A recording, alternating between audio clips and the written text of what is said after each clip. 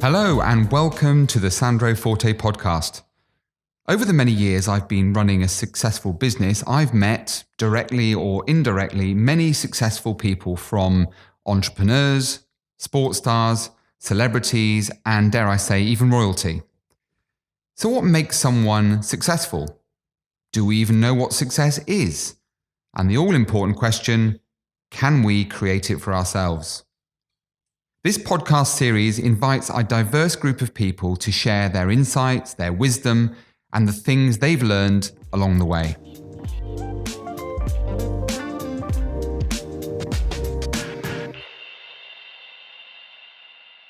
Sam Allardyce is one of the biggest names in football. He's a former player and a respected manager, most recently with Everton Football Club in the Premier League last season. His longest playing spell was with Bolton Wanderers, who he went on to manage with great success for 8 years from 1999, taking Bolton into the Premier League in 2001.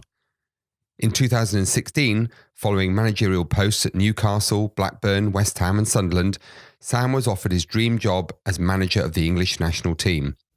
Unfortunately, as we know, his tenure was cut short following an undercover Daily Telegraph report which made various allegations about Sam's integrity and conduct. A legal claim for substantial damages is being considered. Despite this, Sam remains upbeat and, of course, one of the most respected and popular men in the game. So it gives me enormous pleasure to welcome today's very special guest, somebody I've personally admired in football for a very long time, Sam Allardyce. Welcome, Sam. Welcome. And thank you for also welcoming us into your home as well. It's very kind of you. I want to start, if I may, Sam, with who you are as a person, because in sport, I think it's fair to say we don't really get to know the real people, particularly in football, just because of its profile. So if you don't mind, tell us a little bit about Sam Allardyce, the man, your background, your upbringing, where it all started. Well, I suppose that the upbringing was pretty strict. I think that, and I think if you look back on it now, and you or I would mention to people what happened in my upbringing, they would be cringing, you know, having a pretty good thrashing from your old man was sort of commonplace if you stepped out of line, you know. And I think that discipline was what he was all about, and never seen very much. My mum was the exact opposite. She was the one that, you know, was always there and, you know, always supporting you. And I was a bit of a mummy's boy, a bit of a favourite because I was last of the children that my mum had. Like, I've got a sister and a brother, and so I think that my dad was a policeman, and that was, in itself was in our area, which was a council estate in Dudley, was very important for everybody in that community because he was the man. He was the sergeant. Anybody had any problems on or off duty, there used to be several knocks at the door, and he would help them or sort them out. But coming along with that was, you know, a discipline that you weren't to get into any trouble, either outside of school or in school. Otherwise, there were some consequences, you know. So I think that upbringing stood me in good stead. I think that was a discipline that I was aware of, that I took with me and into my own personal career, and then again particularly into management, about how important discipline is, and values, and those values have stayed with me for many years. It wasn't an unpleasant. I didn't want anybody to think or say that that was an unpleasant upbringing. It wasn't. It was extremely good. And looking at today's children, I feel very sorry for them that they are not able to do what I did. In other words, play out till it went dark, and then you'd come in, you know, and summer holidays would only come back when we were hungry, and we'd go and explore all sorts of things and places, you know, around our local area, walk to the baths, you know, do some swimming, go walk to the park, play on the field, play cricket, play football, play tennis, go to the youth club, do whatever we could do, and not really worry too much about whether we were going to get kidnapped or abused or whatever it might be. So that's not the case now. So it's particularly difficult for a young child to have those experiences because people and parents are obviously pretty scared about letting the youngsters play out on the street now. And, I find that quite a bit of a shame. But, that was a great learning curve and a great upbringing for me. Moving into my one and only dream, which was to play professional football. So discipline's a really important Absolutely. part of life today, and you've already alluded to that. So how, in football in particular, Sam, how has discipline changed? Because I remember sport in the 80s, football in the 80s, and I'd hear managers like Sir Alex Ferguson talking about how players would clean out the changing rooms. Now they live in much more of a bubble, don't they? Is discipline changed much in football over the years? Massively. I think that the discipline continued for me when I left home at 15, which was a pretty difficult thing to do, and not have a very nice place to stay in. The woman that looked after me was pretty old on her own in a little terrace, but that wasn't very nice. She tried her best. I'm not saying she didn't, but I didn't really want to go back there, so I would stay at the club as long as I possibly could anyway. But we had to do the dressing rooms. We had to do the training ground. We had to roll the pitch. We had to cut the grass. We had to sweep the terraces. We had to sweep the car park. We had to wash the manager's car. We had to put the kit out, put it back in before we could go home after we trained, and that in itself was we had to change in the away team dressing room. We had to knock and be invited into the home team dressing room, and that particular discipline, I think, has been lost, and I think should still be there in some ways, but as we get softer and softer, and as time moves on, not even the apprentices, or the academy players as they're called now, are actually responsible for even their own gear. And I find that really sad that we cannot implement into a football club that when a youngster comes in, that he's at least responsible for bringing his own gear from the kit man, looking after his own boots, packing his own gear away, cleaning up their own dressing room before they go back. Personally, it should go farther than that, at least in the first team dressing room. I wouldn't say sweeping the terraces or washing the manager's cars appropriate anymore, yes, but we have to move on. But that gives you a desire and a goal to get away from that, because none of us like doing it. So it gives you a drive to say that, the quicker I prove myself as a professional, the quicker I can get up into the first team dressing room, the quicker I can stop doing these jobs and move my career forward as quickly as I possibly can. Does that make management today more difficult then? Because now it seems that players are almost bigger than the club, or bigger or more powerful than the manager. Does it make that job more difficult? Oh yes, I think it. And I mean, I think that the level of expenditure that we're spending now has made the player more powerful, because the size of the transfer fee, the size of the contract means that we really need that player to be so successful that if he's not, you carry the burden for that. You carry the can, if you like. And the player, and particularly his agent, would know that. So you have to be more understanding, and you have to communicate in a different level to my upbringing, which was basically, you're told what to do and that's it, get on with it. The manager, the coach would tell you, this is the way it is, this is how you do it, this is what you do, this is how you're going to develop, and now get on with it. Now this is what we're going to do. And I think in a different way, you have to have a more communicating relationship with the player and understand his psyche, understand what makes him tick. So that takes us beyond just being a coach or a manager. That takes us into the mind, into the psychology of the mind. And I think that's really where I made great strides with, particularly with my staff and qualified people in that area that helped me understand more, so I could approach a player in a much better way to have or draw more out of him and have a bigger responsibility for his own performance by the fact that we've given him this information in the right manner for him to make himself better and become a more disciplined and focused person. And not, you can have your differences, but a real top professional is a real top professional who doesn't really cause you that many problems unless he's not happy with your standards, unless you haven't earned his respect. Yeah. So that is your ultimate goal, that you have a top player. The bigger the player, the better it is for you. People say it must be harder to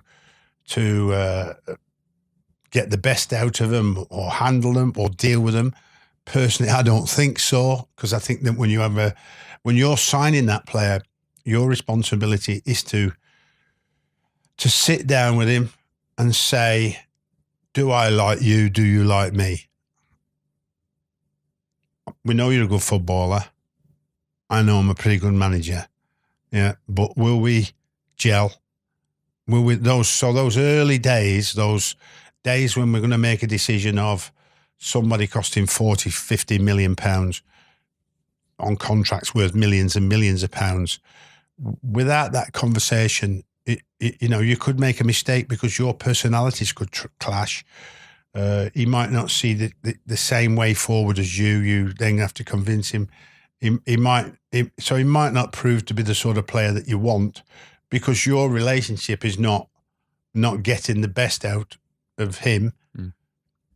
And that is a particular way forward that I think that as a young manager, if you're coming through the game, you must take and pay great attention. So you've got all this recruitment process, that's all these stats that have been through, and profiling psychologically, which is what we do now, which gives you an insight into the player. And you've watched him with your scouts, but you have to have that conversation with the player to look each other in the eye and get the agent out of it. Because the agent's only responsible for the financial terms of the contract. The responsibility about our relationship is going to be very important for me to extract the best out of him. And if I get that right, then I can become a very successful manager. If I get that wrong too many times, particularly if it's the top signing, you're sacked. Yeah. It's that simple now. And those details have to be done as efficiently as possible. And sometimes there's not a lot of time because if it's a January transfer window, you sometimes take a chance because you need to. But most of the time, you need to go through that long process of making sure this player is what you think he is and is going to deliver, not just technically and tactically, but mentally able to cope with what happens at that particular football club.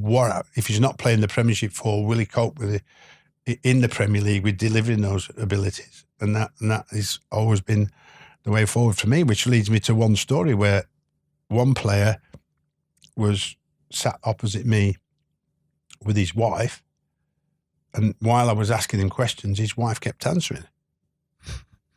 So I didn't sign him. I was signing his wife. I wasn't signing the player. So that was extremely disappointing for the club as a whole. I remember the chairman ringing me up at the time saying, "What the hell are you doing? It's all done. Everything's okay. You've wanted this player for ages." I said, no. I said, I'm signing his wife. I don't want to sign his wife. I want to sign him. He can't answer a question himself. She keeps answering the question for him, and he keeps letting her. So weak character for me. So when he's on the field of play and having to deliver under those pressures, will he be able to? In my opinion, I didn't think he would. So many people were disappointed. I was obviously bitterly disappointed because it was at this final stage. So I don't think people actually see or understand the in-depth or the depths that we go to sign the players that we need to sign because of the worldwide trade that we have now with players and the different cultures and levels that they come from. It's very important that you do the background. So what you're saying, Sam, is that everything you've just said so well actually is it's very much about those good old-fashioned beliefs, very much about the person. Because you can't teach characteristics of somebody in terms of their application and their attitude towards certain things. And I think that's something that the average fan doesn't see. You know, you make lots of tough calls every day. Yes. Sometimes you have to make a decision that doesn't necessarily isn't going to be popular with the fans or the upper management, but it's about building those relationships with players. Yes, they're one of the most important things to you're being successful in your career. There are other factors, of course, but you're dealing with the players on a regular basis. You're actually dealing with the players and seeing the players more than you see your own family. And throughout the management career in football, and your members of staff have just as big a responsibility as you, because the players want to be led by you and your staff in the right direction in all areas of what they need to achieve. So we break that down into department sections, and we deliver to those players the times when they can and when they can't do these specific areas they need to improve, both physically and mentally, tactically and technically. And we don't have a lot of time because there's games coming after games. Yeah. And then there's, physio, sports scientists talk about fatigue, mental fatigue, physical fatigue, recovery. So you trying to get it and fit it all in is a very difficult job. And you have to lead the staff the right way into sectioning those critical times for everybody to. And then we ask the player to take responsibility. So we ask the player to can you take responsibility for some of your own stuff on what we've delivered, and not really have a member of staff being with you constantly, that you have a responsibility to yourself, that we give you the information. So, for instance, say it's his day off. You know what I mean? He isn't particularly fatigued, but so he can go to his own local gym. He has his own program. He can flip it up on his iPad or his phone. He can do that little bit of extra program at his own gym. Meet up with have his own sports psychologist. He finds the right one, as long as the psychologist links with him. So it's saying, don't just come here and sit and ask us to keep doing it all for you. Have some responsibility for yourself to do something for yourself. And we see many, many examples of Ronaldo and how many times he trains on his own. You've heard Eric Cantona talk about, Alex Ferguson talk about Eric Cantona, about how he changed the club because he stayed for another hour after everybody finished training, and then everybody else had joined in. David Beckham, would be in the gym at the Cliff training ground at Manchester United in the evening, bending balls, over the mannequins. And so it's that sort of responsibility a player, particularly in the younger time, particularly between sort of the ages of, or probably if he comes to a professional at 18, from 18 to say 24, 25, and then just top it up and keep it topped up then, because he's put in his long-term memory by that time. And then he just has to recall on it by practicing the right way. So that responsibility, because the rewards are so great, so the dedication has to be so high. Yeah. And that dedication is about not just looking after yourself while you're at the club, but looking after yourself when you're away from the club. I want to just go back one step, if I may, because you've said a couple of things there that I'd just like to touch on. You've been unfairly labelled, in my opinion, the long ball manager. Yeah. But you actually, Sam, were a real pioneer, weren't you, in football? Your career goes back a long way. But, you were one of the first to talk about statistical analysis and bringing in technology. You've touched on a few of those examples. Moneyball thinking. Yes. A lot of that was started by you, wasn't it? In this country, I think, yes. I think we were thinking outside the box because of our desire, the staff's desire, the staff that we had at that time, and I interviewed and was particularly lucky to find that staff, because I'd have to say in the younger days, I knew how to conduct an interview, but I was going on instinct and gut feeling, which is still very important to me, don't get me wrong, with other information. But I acquired a a lot of staff that ticked the right boxes and started thinking out the box like I did. And then that became a challenge for us all on how far we could go. How far can we take this? So you as the manager or the leader would give responsibility to heads of department and say to heads of department, how creative can you be? What can we try and what can't we try, and what can we find and what can't we find that will help us, give us a little bit more of an edge? Because that was way back in Bolton Wanderers going into the Premier League, and I think that that when we were living with debt, which is what we were, because of the previous regime, that we had to manage our pennies very, very carefully, and how could we get the best value for what we had available to spend, and that was about our staff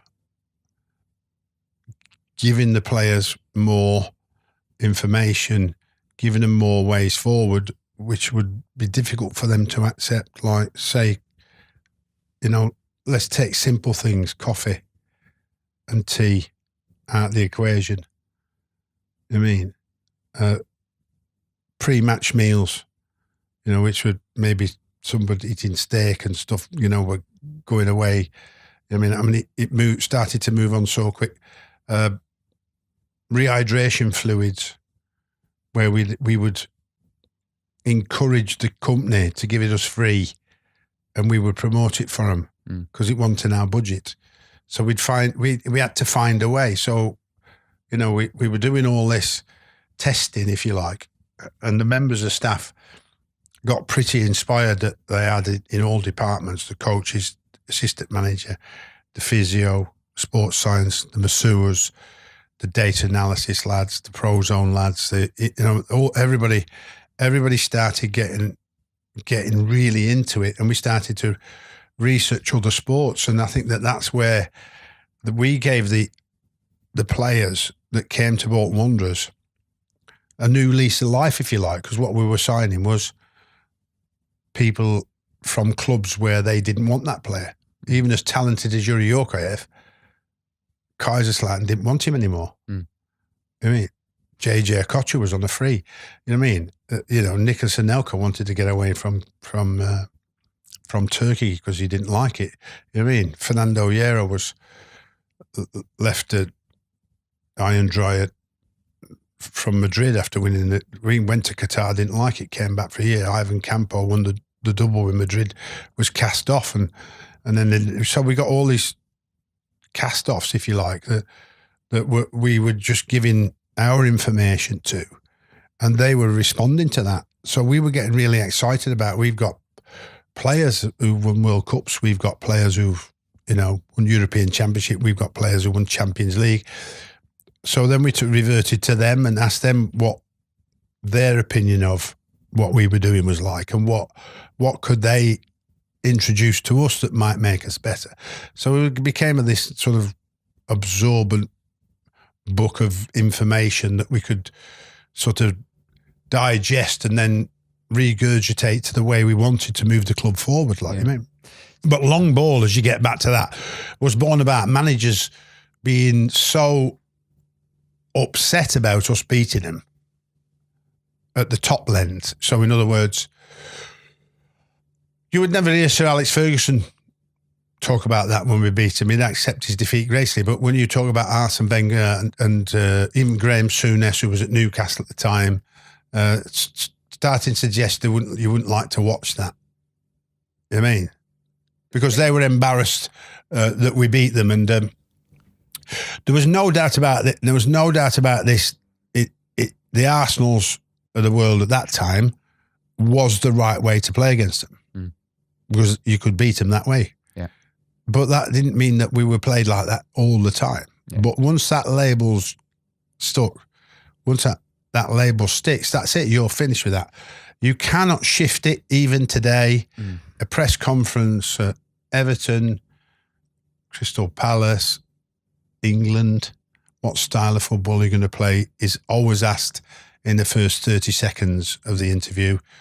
Because of this, he's got this sort of direct football label. So, but the thing is, Sam, you brought huge success to Bolton Wanderers Football Club.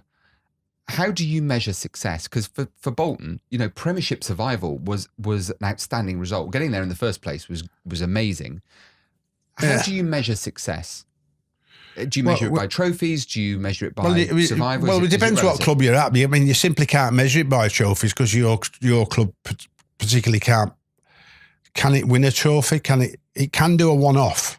We got to a League Cup semi-final, which unfortunately Mike Riley stopped us, giving us a chance of actually winning it by his poor officiating that day, by allowing a goal from a double kick from Middlesbrough and allowing and not giving us a penalty in the last minute. We still might not have won it anyway.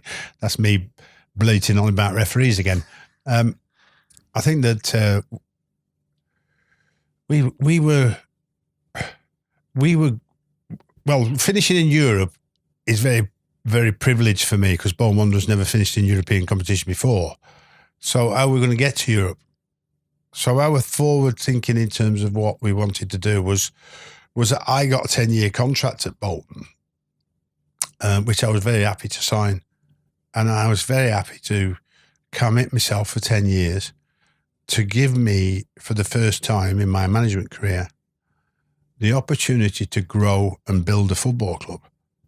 And that was about long-term, not just short-term policy, which is what, unfortunately, most of the Premier League is all about now. Yeah, is short-termism. And so I had a now,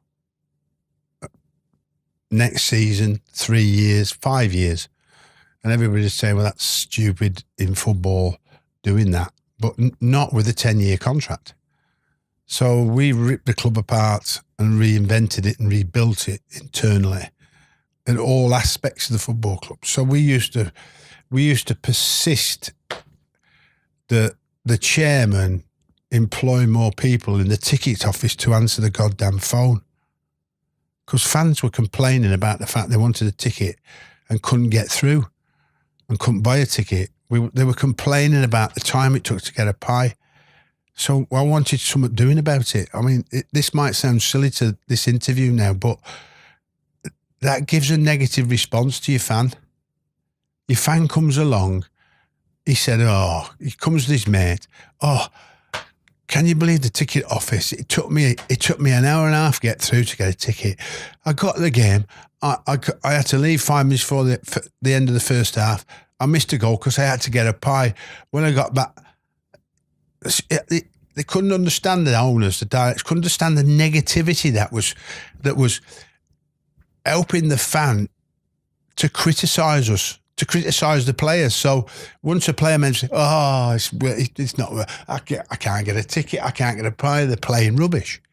So we were into all this. We are here. We want you to come with us. We want you to drive. We want you to get the internet site up. We want to get the ticket office site up. We want to come up to, you know what I mean? We had second-hand computers in 1999 given by one of our directors from Travel Council.